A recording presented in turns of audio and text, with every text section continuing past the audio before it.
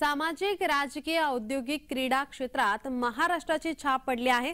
महाराष्ट्राच्या आणि देशाच्या विकासाचं नवं पर्व सुरू झालंय। मुख्यमंत्री एकनाथ शिंदे यांनी जनतेला प्रजासत्ताक दिनाच्या शुभेच्छा देत आपल्या भावना व्यक्त केल्या आहेत। मुख्यमंत्री एकनाथ शिंदे यांच्या हस्ते वर्षा निवासस्थानी ध्वजावतरण करण्यात आलं। सर्वच क्षेत्रामध्ये महाराष्ट्राची छाप पडलेली आहे। महाराष्ट्राच्या आणि देशाच्या विकासाचं नवं पर्व आता सुरू झालंय। मुख्यमंत्री एकनाथ शिंदे यांच्या हस्ते ध्वजावतरण करण्यात आलं।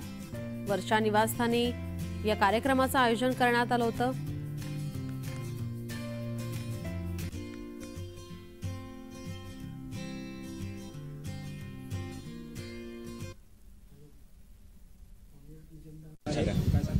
आज प्रजासत्ताक दिनाच्या महाराष्ट्रातील तमाम जनतेला मनापासून खूप खूप शुभेच्छा